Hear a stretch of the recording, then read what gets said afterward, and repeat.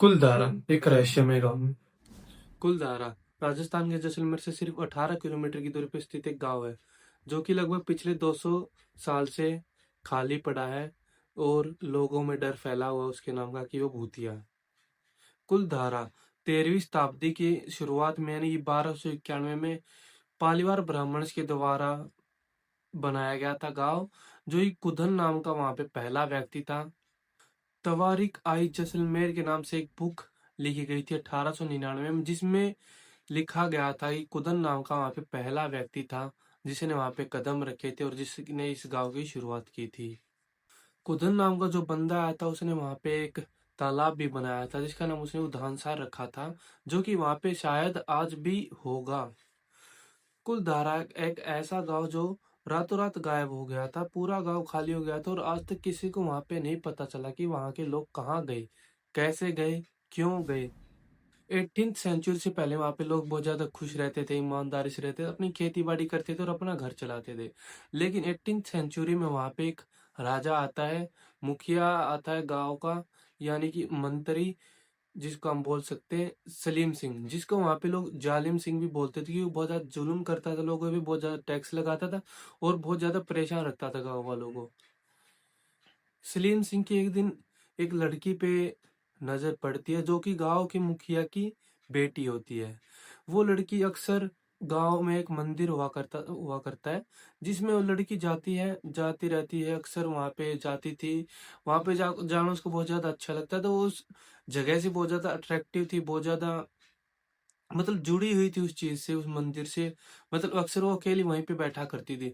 एक दिन वो वैसे ही वहां पे बैठी, तभी वहां पे सलीम सिंह पहुंचता है किसी काम से और वो देखता है उस लड़की को और देखते ही उस लड़की के प्यार में पागल हो जाता और बिल्कुल मतलब ऐसे हो जाता है कि बस मुझे वो लड़की चाहिए, कैसे चाहिए, मतलब वो उस लड़की से इतना ज्यादा मतलब आकर्षित हो जाता है, इतना ज्यादा भावुक हो जाता है उस लड़की को देख के। मतलब भावुक तो क्या बोले, मतलब इतना ज्यादा पागल हो जाता है उसके प्यार में, मतलब एक निगाह में उसको उससे प्रेम हो गया था और वो उसके पीछे इस तरह लग जाता है कि वो उससे शादी करने की जिद करता है। एक दिन ऐसी ही जिद में एक दिन उसने अपनी सभा बुलाई, सभा में उसने ये घोषित कर दिया कि वो उस लड़की से कल शादी करेगा। तभी वहां पे एक गांव वाले ने ये बात सुन ली और फिर वो गांव वाला वहां पे जाके बताता है गांव वालों से सभी कि ऐसे ऐसे सलीम सिंह बोल रहा है, राजा बोल रहा है कि अगर उस लड़की से मेरी शादी नहीं हुई तो गांव वाले पर टैक्स और ज्यादा बढ़ा दे और ज्यादा जुल्म करेगा, लेकिन उस लड़की को पाके ही रहेगा। तभी गांव वाले वहां पे सभा बुलाते हैं और सिर्फ गांव गांव की सभा नहीं और 83 गांव के पालीवाल ब्राह्मण उस सभा में शामिल होते हैं और सभी काफी देर तक चर्चा चलती है सभी में। काफी लंबी चर्चा के बाद गांव वाले सभी मिलकर ये फैसला लेते हैं कि ये अत्याचार वो नहीं होने देंगे, ऐसा अन्याय वे नहीं होने देंगे, किसी अत्याचारी के से अपनी लड़की को की शादी नहीं करवाएंगे। फिर आखिर में आके वो ये फैसला लेते हैं कि अब वो इस गांव को छोड़ देंगे। उन्हें कुछ पुराने रीति रिवाज ऐसे थे कि वो उन रीति रिवाजों को देख के मतलब ये बोलते कि हम इस गांव में रहेंगे नहीं, चाहे उन्हें वहां पे कितने ही वर्ष बीत गए, लेकिन कभी अगर ऐसा नौबत आता है कि अत्याचारी कोई मतलब अत्याचार हद से ज्यादा बढ़ जाता तो वो गांव को छोड़ देते हैं।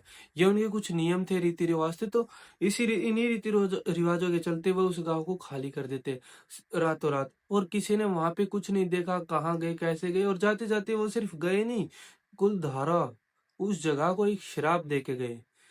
वो श्राप क्या होता है, इस धरती पे अब कोई भी नहीं बस पाएगा, जो भी यहाँ पे आएगा जिंदा वापस नहीं जाएगा, उसको उसकी मौत होगी ही होगी। और कैसे होगी ये किसी को पता नहीं चलेगा, जो कि आगे जाके होता भी है। शराब देने के बाद रातों रात गांव खाली हो जाता है। लेकिन अगले दिन जब सलीम सिंह आता है अपनी सेना को लेके उस गांव उस लड़की को उठाने के लिए, तो वह वहां पे जाके देखता है कि यहाँ पे तो कोई है ही नहीं, पूरा गांव खाली पड़ा है, जिसकी वजह से सलीम सिंह इतना ज्यादा गुस्से में हो जाता है कि अपनी सेना को बोल देता है बेशक गांव खाली है लेकिन उनका एक बच्चा तक यहाँ पे नहीं बचना चाहिए, एक रूम तक यहाँ पे नहीं बचना चाहिए, पूरे गांव को जला देता है। वही चल इतना ज्यादा क्रोधित हो जाता है इस चीज से कि पूरे गांव को जला डालता है। लेकिन जलाने के बाद वो एक एक घर में जाके स्वयं एक एक घर में जाके देखता है, लेकिन वहां पे उसको कोई नहीं मिलता, कुछ भी नहीं मिलता। वहां पे उसको मिलता तो सिर्फ रात का बचा जला हुआ खाना, जो कि लोग छोड़ के चले गए थे। वो गाँव वाले वहाँ से चले जाते, लेकिन ये जो शराब था ना, ये आज तक है। वहाँ से गाँव वाले चले जाते, लेकिन शराब छोड़ जाते हैं। उसी शराब के चलते राजा की भी मौत होती है। एक दिन ऐसे ही राजा अपने बिस्तर पे लेटा था, मतलब क्या कर रहा था कुछ नहीं पता, लेकिन उसकी अचानक से मौत हो गई। वो वहां पे गांव वालों को, आसपास के कस्बों को, या फिर सभा के किसी भी व्यक्ति को ये नहीं पता चलता कि उसकी मौत कैसे होती है। वो लोग वहां यहाँ से चले जाते, लेकिन किसी को नहीं पता कहाँ गए, उस रात असल में हुआ क्या। क्या ये सिर्फ इंसानों का डर था, कोई अलौकिक शक्ति? इतिहास चुप है, पर यह गांव आज भी जिंदा है। अंत में जाके वहाँ की गवर्नमेंट उसको एक टूरिस्ट प्लेस की तरह रखती है जगह को। 2010 में वहाँ उसको टूरिस्ट प्लेस बना दिया गया है। अगर आप वहाँ पे जाते तो आपको पर पर्सन 10 रुपीज लगे, और आप बाय कार जाते हो तो आपको 50 रुपए की टिकट लगती है। लेकिन यह अभी तक साबित नहीं हुआ था क्या ये भूतिया है गाँव या नहीं। इसी का पता लगाने वहाँ पे अपने गौरव तिवारी सर पहुंचते, जो कि आज इस दुनिया में नहीं है। और वो वहां पे सिर्फ जाते ही नहीं है, वहां पे अपनी पूरी टीम को लेके जाते हैं। और सिर्फ शाम तक नहीं, पूरी रात वहां पे रुकते हैं। पूरी रात उनको फुसफुसाने की आवाजें, या फिर परछाई दिखना, या किसी के होने का मतलब किसी चीज का होने का एहसास होता है। उनके एक टीम मेंबर के साथ क्या होता है, वो अपना कैमरामैन था, वो अपना शूट कर रहा था, मतलब वीडियो वीडियो रिकॉर्ड कर रहा था, तभी उसको पीछे से ऐसे होता है, और तभी वो बहुत ज्यादा डर जाता है। जिस चीज को गौरव तिवारी सर से डिस्कस करता है, और वो पूरी रात इन्वेस्टिगेशन करने के बाद at last Gaurav Tiwari sir भी सिर्फ यही बोलते हैं कि ये जगह भूतिया है। यहाँ पे एक दो पांच भूत नहीं है, यहाँ पे कम से कम 40-50 आत्माएं हैं अभी भी। 17वीं 18वीं शताब्दी में गांव की जनसंख्या को रिलेटेड कुछ हुआ था, तो उसमें पता लगा था 1588 से लेके 1815 के बीच में वहां पे लोग थे जो गायब हुए थे। लेकिन ये आज तक साबित नहीं हुआ है कि वो, ये एक आंकड़ा आज तक नहीं मिला कि कितने लोग जो गायब हुए थे। कुछ बोलते 5,000, कुछ बोलते 10,000, कुछ बोलते 500-700, मतलब इतने भी। लेकिन नॉर्मल जो बीच का एवरेज जो रहा है वो रहा 1500 से 5,000। लेकिन 70-80% जो लोगों का रहा है वो रहा है 1500 से लेकर 1800, 2000, बस इतना। तो मैं भी यही बता रहा हूँ, 1588 से लेके 1815 इतनी जनसंख्या वहां पे हो सकती थी, एज अ एस्टिमेट, जो मैं अपने रिसर्च करके आपको बता रहा हूँ सिर्फ। वो जगह श्रापित तो है ही है, लेकिन वहां पे अपनी बहुत सारी फिल्में भी शूट हुई है, जैसे कि पुरानी फिल्में हैं, मेरी आंखों में तू है, कालो, एजेंट विनोद। लेकिन इनमें से मतलब काफी जो थे वो क्रू मेंबर्स, या फिर इन फिल्मों के डायरेक्टर, मतलब जो भी इस फिल्म में इन फिल्मों में काम किया, उन्होंने उनमें से भी काफी सारे लोगों ने यही बताया कि इस जगह पे कुछ ना कुछ पैरानॉर्मल है जो इनको सताता है या फिर इनको परेशान करता है एक टाइम पे। रिसेंट मूवी जो यहाँ पे शूट है वो ये जो 2023 में, जिसका नाम है द एकान, जो कि एक बंगाली मूवी है।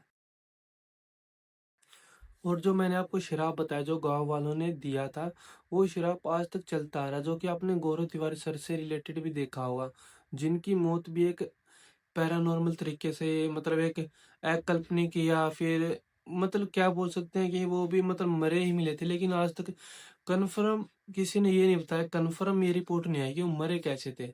लेकिन बताया जा रहा है उन्होंने अपना रिसेंट केस जो किया था, रिसेंट मतलब लास्ट इन्वेस्टिगेशन जो थी उनकी जनकपुरी में थी एक, जो वो रात को करके आए थे, सुबह मरे हुए मिले थे। लेकिन काफी सारे लोग इसको कुलधारा विलेज से, या फिर मतलब किसी न किसी चीज से जोड़ते ही रहते हैं, जैसे कि कुलधारा विलेज में भी यही शराब था कि यहाँ पे जो भी आएगा उसकी मृत्यु पक्की है, लेकिन किसी को ये नहीं पता चलेगा वो मरा कैसे। ऐसे ही गौरव तिवारी सर का भी कुछ पता नहीं चला वो मरे कैसे, क्या हुआ क्या नहीं। लेकिन एट लास्ट सिर्फ उनकी एक रिपोर्ट दे दी गई कि उन्होंने एक सुसाइड किया था, बस। कुछ चीजें मैं आपको बता देता हूँ जो वहाँ पे मोस्ट हॉन्टेड बताई जाती है, वो है राजा की हवेली, जो आज भी ऐसा लगता है कि कल की बनाई है, कि यहाँ पे अभी भी कोई ना कोई रह रहा है। वो इसलिए क्योंकि वहाँ पे सिर्फ राजा की ही आत्मा नहीं बताई जाती, वहाँ पे काफी सारी और औरतों की भी आत्मा है जिनको राजा अपने साथ लेके गया था, और कुछ उनके साथ दुष्कर्म करके और उनको मार दिया गया था। जो कि आप समझ गए होंगे क्या हुआ। दूसरी जो जगह आती है वो आती है गांव का मंदिर, जो गांव में मंदिर स्थित था। बोलते कि मंदिर में भगवान रहते हैं, मतलब कि वहां पे पॉजिटिव एनर्जी ज्यादा बताई जाती है आज तक। लेकिन वहां पे नेगेटिव है उस लड़की की, जिसको राजा चाहता था, जिसको राजा पा नहीं पाया। और लड़की आज भी वहां पे रहती है, और वहां के लोग जो बताते हैं कि मंदिर की घंटियां पूरी रात बजती रहती है। वो घंटियां पहली किरण के साथ ही बंद होती है। धूप की पहली किरण जब वहां पे मंदिर पे पड़ती है, उसके साथ ही वो बंद होती है घंटियां, नहीं तो पूरी रात बजती रहती है। और आज भी वहां पे काफी सारे लोग हैं जो आते जाते रहते हैं, टूरिस्ट है या फिर मतलब कोई भी है, मतलब कुलधारा में मतलब जो भी आता जाता है, मतलब 100 में से 80% लोग यही बोलते हैं कि हाँ यहाँ पे पैरानॉर्मल एक्टिविटीज होती है। सो आई होप गाइज आपको इस वीडियो में मजा आया, कुछ ना कुछ इन्फॉर्मेशन मिली होगी। और आपको अगर ऐसी भूतिया वीडियोस या फिर हिस्टोरिकल मोमेंट्स कुछ आपको चाहिए तो आप मेरे चैनल को सब्सक्राइब भी कर सकते हैं, विशाल द फियर वर्स।